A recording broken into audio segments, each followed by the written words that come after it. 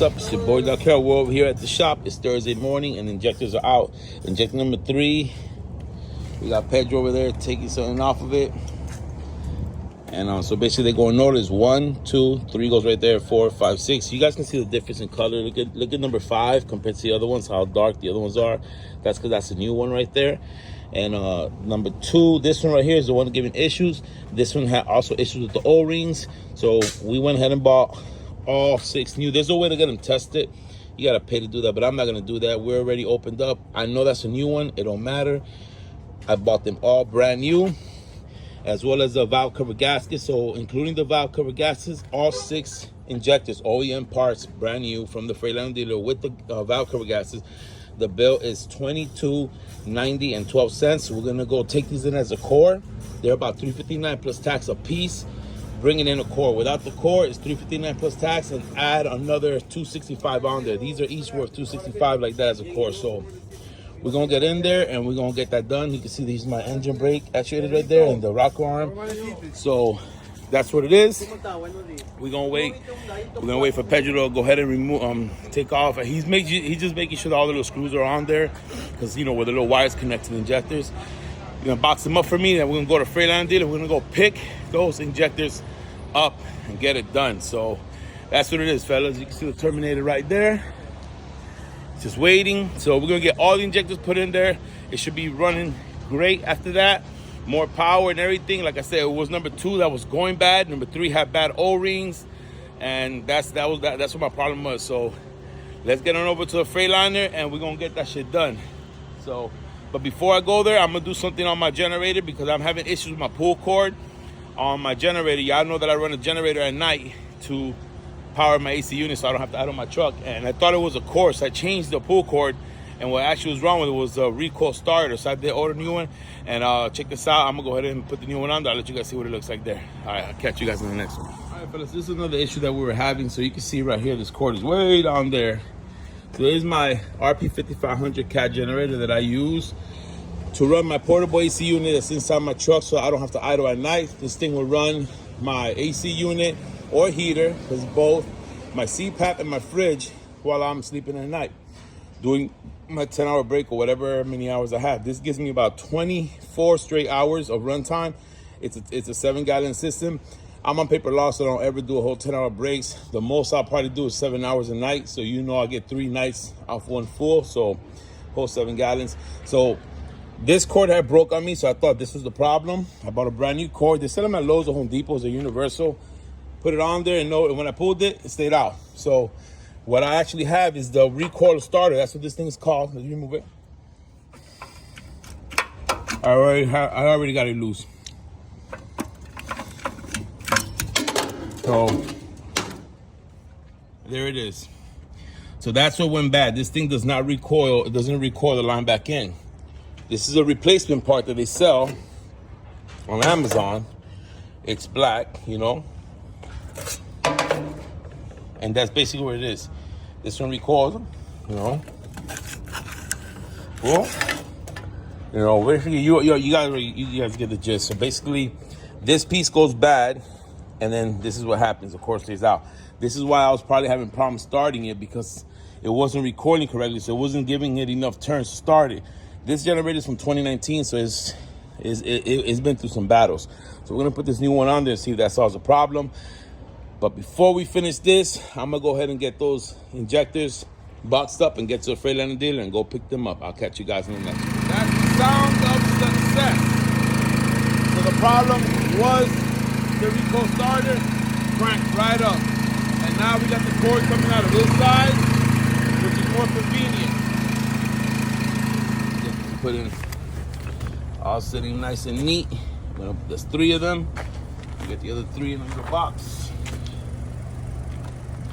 These people professionals over here, boy. Get them boxed up. And we're going to the dealer. I'll catch you guys at the dealer.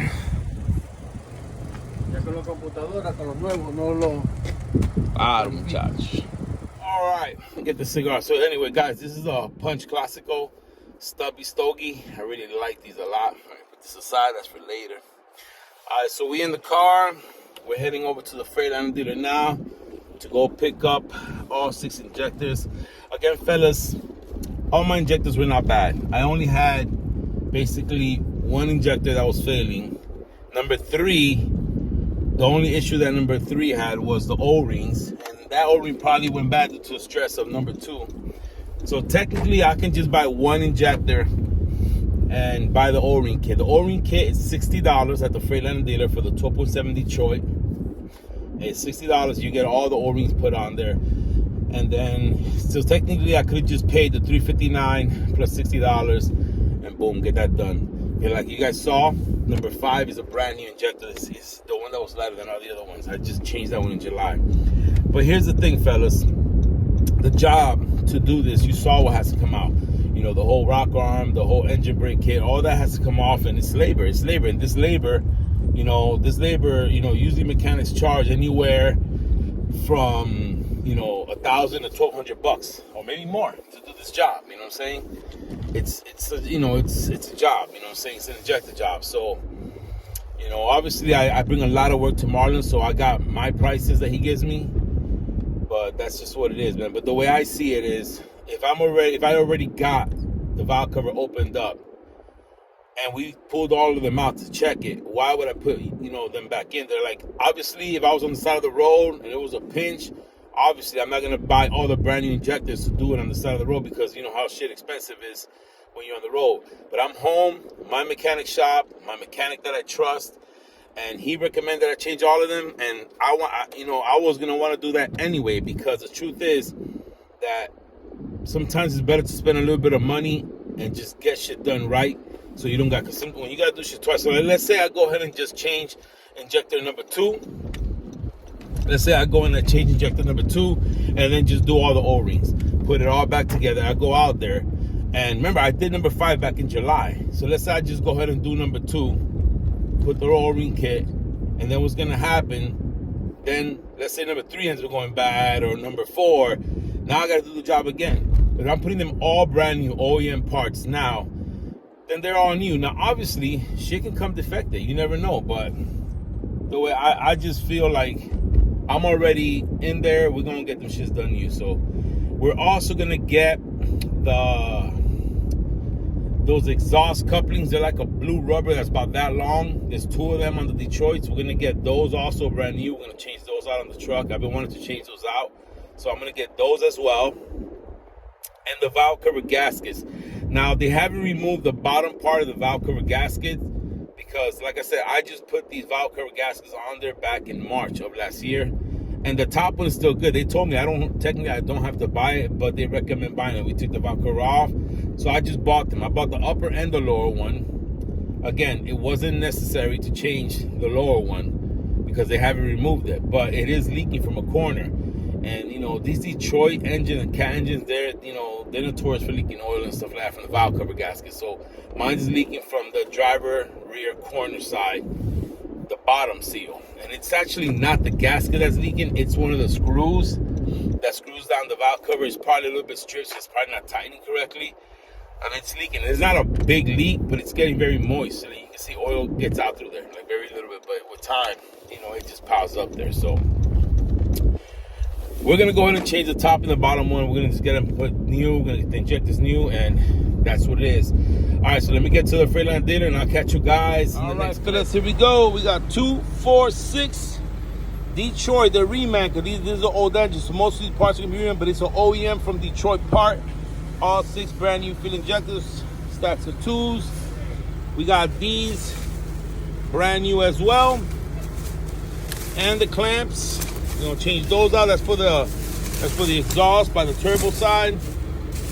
And this bag, what we got in this bag? The 2 gaskets. The lower one is a black one. The upper one is like an orange one. And then we got one of the bolts for the valve cover gasket that was bad. So that's that. So we're gonna go ahead and get these parts put in the truck. What it looks like inside. Right now he's taking out all the fluids, the injector that was missing. We had some coolant getting in there through the injector cap, so my cams, everything looks good on the cams, the valves, everything looks good. All right, fellas, so we're here at the shop. That's it. I already gave the injectors to the mechanic. they're gonna get that put on, and they're gonna put on the rubber, those couplings on there. They're gonna get it all done, and that's what it is, man. So, guys, if you guys like the video, thumbs up, not thumbs down. It's all good. It's all love. And I'm gonna catch you guys on the next one once I get the Terminator back, which will probably be on Monday sometime. But for now, I'm gonna go home, enjoy the weekend with my family, the rest of the weekend, and I'll catch you guys on Monday once I get the truck.